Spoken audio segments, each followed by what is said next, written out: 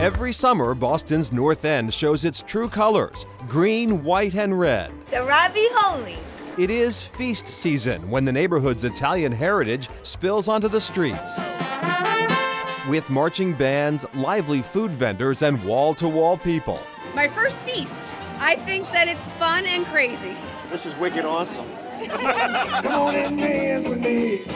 2019 marked 100 years of St. Anthony's Feast, a 4-day celebration at the end of August, said to be the largest in New England, the feast of all feasts. The Little Italies of the United States, unfortunately, are shrinking pretty rapidly.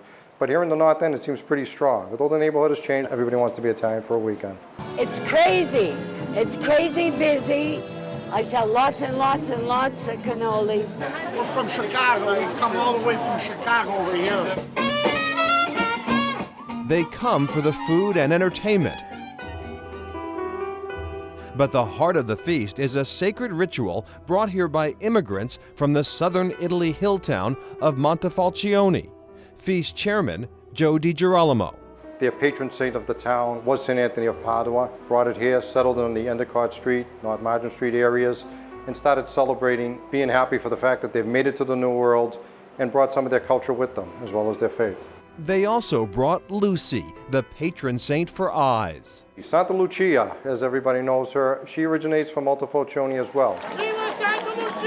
Until recently, St. Lucy was celebrated on the Monday after the feast. We found that St. Lucy really wasn't getting the draw of people, so we decided, why don't we use St. Lucy to be the kickoff to St. Anthony's Feast. So 2 years ago, we moved it to Thursday evening. She has a full festival with lots of vendors and entertainment. All this wouldn't be possible without the dedicated volunteers of the St. Anthony and St. Lucy Societies. I've marched since I was 10 years old. This is my 25th year on the Feast Committee. 25 years and a lifetime of memories for Jason Aluya. I grew up right up on Prince Street, right around the corner from the Feast. And my mother still lives there, and I still live on Prince Street. My windows face the bandstand. Ladies and gentlemen, welcome. 100 years this year. It's 1919, and just to be a small part of that is an awesome responsibility, but also an honor. Honor, passion, and emotion. I'm born in Montefalcione. I love my town, I miss it. I was 7 years old when I came here. Didn't speak any English. So this is where I grew up, North Margin Street. That was home plate. Today, Paul D'Amore owns Massimino's restaurant on Endicott Street and is president of St. Anthony's Society. This year we're gonna have the relics of St. Anthony. I can't tell you what that means to me. We have 130 members that run this organization. We all look at life very differently, but the common factor is St. Anthony. We raise a lot of money during the course of the year, and then, during the course of the year, we give away a lot of money. The spiritual center of life in the North End is St. Leonard's Church on Hanover Street.